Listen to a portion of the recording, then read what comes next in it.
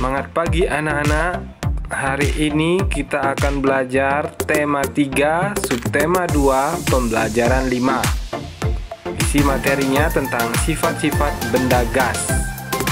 Selamat menyimak ya anak-anak. Tema 3, benda di sekitarku, subtema 2, wujud benda, pembelajaran 5. Mengenal benda gas lebih dekat. Ingatkah kamu, wujud benda selain padat dan cair? Benda juga dapat berwujud gas. Benda gas ada di mana-mana. Contohnya udara yang kita hirup. Setiap hari kita menghirup udara. Udara termasuk benda gas. Dapatkah kamu melihat bentuk udara? Bentuk udara tidak dapat dilihat. Udara hanya dapat dirasakan. Namun, ada benda gas yang dapat dilihat. Contohnya adalah awan dan asap. Untuk mengetahui hal ini, kita melakukan percobaan berikut ini.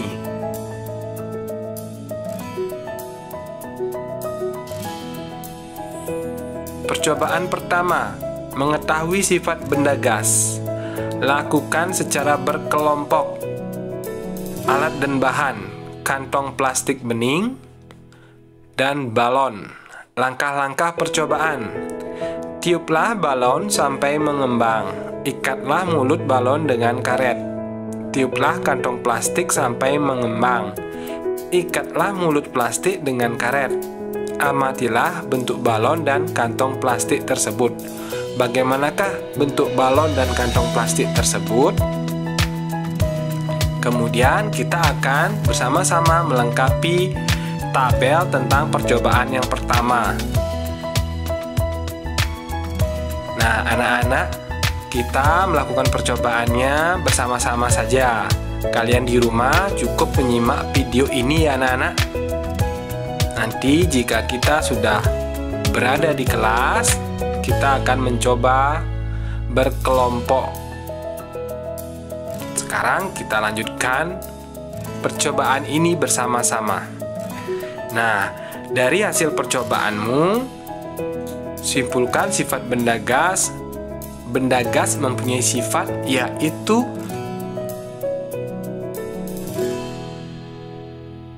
molekulnya tersusun secara tidak teratur. Letak molekul saling berjauhan. Gaya tarik-menarik antar molekul sangat lemah. Nah, sifat benda gas yaitu bentuknya berubah-ubah, volumenya juga berubah-ubah, menempati seluruh ruangan, terdapat di segala tempat dan menekan ke segala arah. Kemudian percobaan yang kedua, alat dan bahan: benang secukupnya, balon 2 buah, sebatang lidi atau kayu tipis. Langkah-langkah percobaannya adalah: tiuplah udara ke dalam 2 buah balon. Tiupkan sampai kedua balon sama besar. Ikat setiap balon dengan benang. Sisakan benang dengan panjang secukupnya.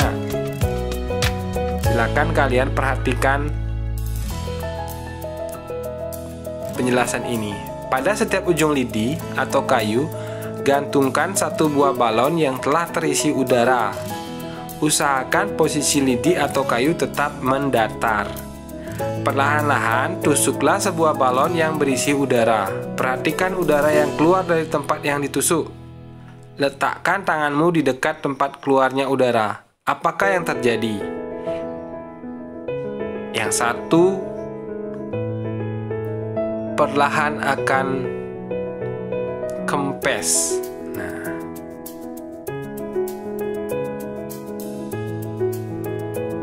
apakah yang terjadi setelah 1 balon ditusuk? Ya, balon yang ditusuk akan mengempis. Simpulkanlah sifat benda gas. Benda gas mempunyai sifat. Nah, ini dia sifatnya. Bentuknya berubah-ubah. Bentuk dan volumenya berubah-ubah, menempati ruangan, terdapat di segala tempat dan menekan ke segala arah. Kamu telah melakukan percobaan untuk mengetahui sifat benda gas. Apa yang kamu ketahui tentang benda gas? Tuliskan hasilnya pada kolom berikut. Perhatikan penulisan huruf besar dan tanda baca. Nah, Pak Guru bantu ya anak-anak. Kalian bisa melihat jawabannya. Benda gas tidak dapat digenggam, seperti benda padat dan sebagian besar gas tidak terlihat. Gas mempunyai sifat utama, yaitu gas tidak mempunyai bentuk yang tetap atau bentuknya mengikuti wadah atau tempatnya. Benda gas memiliki volume dan massa yang mudah berubah. Contoh benda gas yang dapat ditemui dalam keseharian diantaranya adalah asap kendaraan, awan, dan uap air. Oksigen yang kita hirup juga termasuk gas. Yang kita keluarkan dalam proses pernapasan yaitu karbon dioksida juga gas ya anak-anak. Nah, selain contoh-contoh tadi, kamu telah mempelajari wujud dan sifat benda, padat, cair, dan gas. Nah, mari kita belajar membuat teka-teki silang berkaitan dengan tema padat, cair, sama gas. Buatlah 5 pertanyaan mendatar, buat juga 5 pertanyaan menurun. Nah, Pak Guru bantu ya anak-anak. Anak-anak cukup memperhatikan saja. Pertanyaan mendatar, wadah tempat minum. Itu contoh yang pertama. Untuk yang menurun, nah, yang pertama jawabannya cangkir, yang satu mendatar cangkir, satu menurun jawabannya cair. Nah, kita buat terlebih dahulu jawaban teka-teki silangnya. Nanti pertanyaannya mengikuti jawaban. Misalkan cangkir, R-nya ke atas itu bisa pakai nomor 3 jadi air. Kemudian A-nya itu bisa jadi sepeda, itu nomor 2, kita pakai nomor 2 mendatar.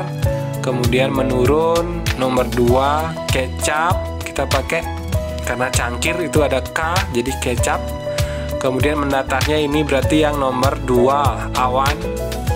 Nah, seharusnya nomor 2 nomor 3 ya anak-anak, maaf. Kemudian kayu yang menurun. Nah, kita sesuaikan dengan jawaban yang sudah kita buat.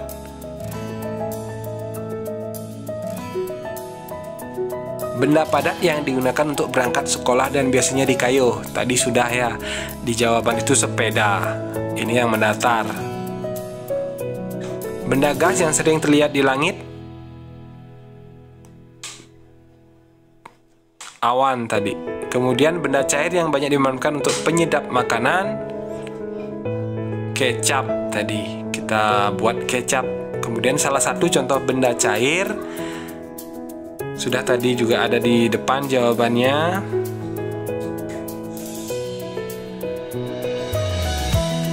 Meja dan kursi terbuat dari apa? 4 menurun itu jawabannya padat tadi.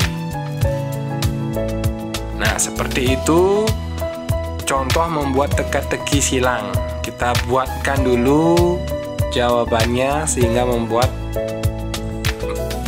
lebih gampang ketika menuliskan pertanyaannya.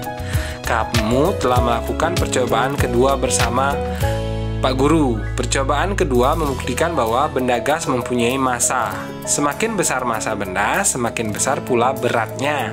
Kamu akan mengenal alat yang digunakan untuk menimbang berat. Ayo tebak anak-anak, apa saja? Ya, ini dia alatnya. Timbangan beras. Menimbang beras, timbangan badan untuk menimbang badan, timbangan kue untuk tepung, gula, dan seterusnya. Ada timbangan gantung untuk menimbang biasanya di posyandu ini. Kemudian timbangan warung, bisa buah, bisa beras, dan seterusnya. Neraca ini untuk timbangan emas anak-anak. Pernahkah kamu melihat alat-alat di atas? Coba diskusikan dengan temanmu. Diskusi tentang kegunaan alat-alat tersebut. Perhatikan satuan yang digunakan dalam timbangan berikut. Nah, satuan yang digunakan pada gambar ini adalah kilogram. Kalian sudah pernah mempelajari satuan berat anak-anak. Nah, ini tangga dari satuan berat. Anak-anak bisa lihat dari atas itu ada ton, kemudian tangga berikutnya ada kuintal, tangga berikutnya kosong, berikutnya ada kilogram sampai dengan miligram. Nah, dari tangga ini kita bisa mencari satuan beratnya yang kita inginkan. Misalkan 1 ton, berapa kilogram? Nah, 1 ton turun tangga sebanyak 1, 2, 3 sampai di kilogram. Jadi dikali dengan 1000. 1 ton sama dengan 1000 kilogram. 1 kuintal berapa kilogram anak-anak? Kalian lihat di tangga. Dari kuintal turun ke kilogram itu sebanyak 2 tangga. 2 tangga berarti lipatan 10 kali 10 yaitu 100. Jadi 1 kuintal 100 kilogram. Kali lagi ke timbangan anak-anak.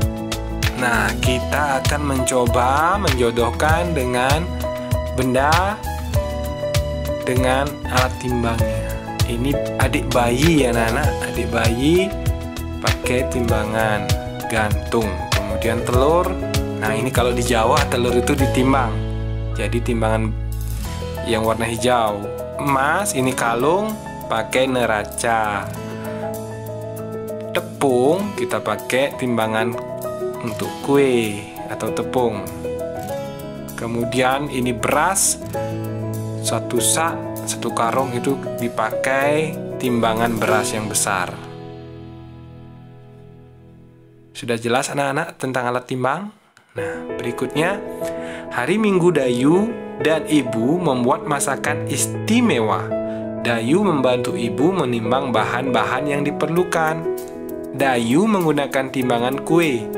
Untuk memasak kue, Ibu menggunakan kompor gas. Kompor gas memerlukan tabung gas. Tahukah kalian di dalam tabung terdapat LPG, Liquefied Petroleum Gas. LPG adalah benda berwujud gas. Gas ini dimanfaatkan untuk bahan bakar. Kelebihan pemakaian LPG dibandingkan bahan bakar lainnya banyak. Misalnya, kayu bakar ataupun minyak tanah. Kelebihannya yaitu mudah dalam penggunaan, lebih bersih dan lebih praktis. Nah, kalian bisa perhatikan suasana dapur. Berikutnya, bantulah Lani cara membaca timbangan kue ini. Gunakan satuan kilogram dan gram. Nah, anak-anak, mari kita bersama-sama membaca timbangan ini. Timbangan ini menimbang daging ayam. Yang nomor 1 dilihat anak-anak ya. Yang paling bawah itu dari atas dulu, itu ada angka 0, 1, 2, 3, 4, dan 5.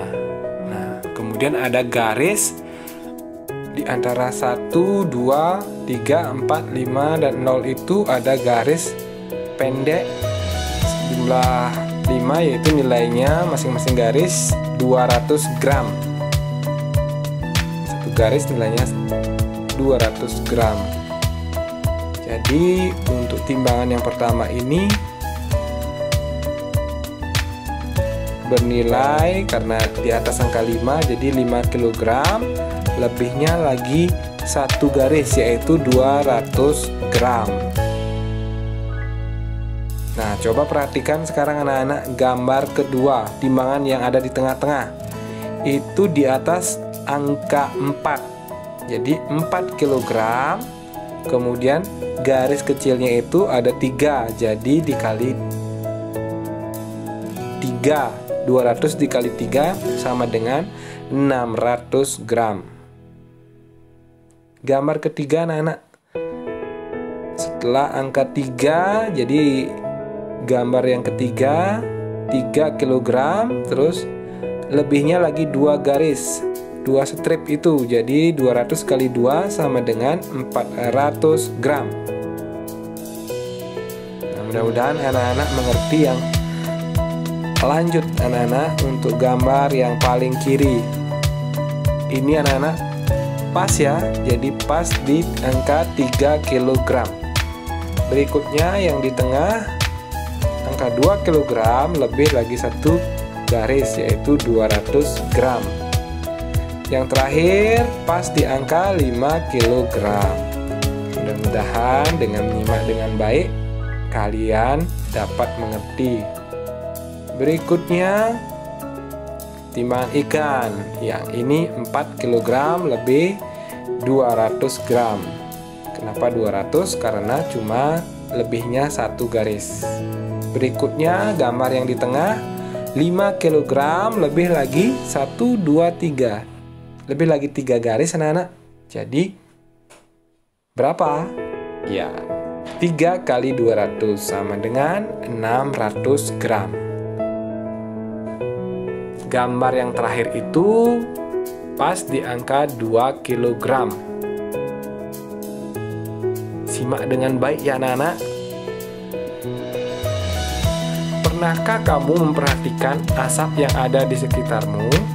Banyak asap di sekitarmu, misalnya asap kendaraan, hasil pembakaran sampah, dan dari sebuah pabrik. Apakah wujud asap itu? Asap berwujud gas. Walaupun di dalam asap masih mengandung campuran benda padat, hal itu ditandai karena masih dapat dirasakan dan dilihat wujudnya. Padatan yang ada di dalam asap berukuran sangat kecil.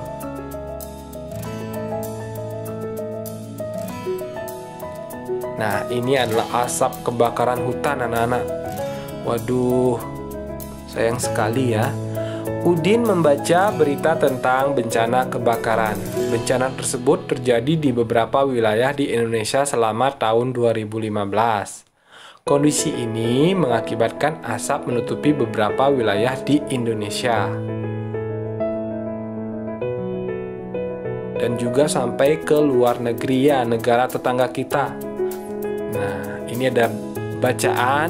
Presiden ajak masyarakat gotong royong tanggulangi kebakaran hutan. Rabu, 23 September 2015, pukul 19.25 WIB. Banjarbaru, Antara News. Presiden RI Joko Widodo mengajak seluruh lapisan masyarakat bergotong royong dalam menanggulangi kebakaran hutan dan lahan sehingga dampak buruknya bisa dikurangi. Masyarakat harus bahu-membahu membantu karena gotong royong adalah jalan keluar menanggulangi kebakaran hutan dan lahan. Gotong royong, ingat di garis bawahi ya anak-anak.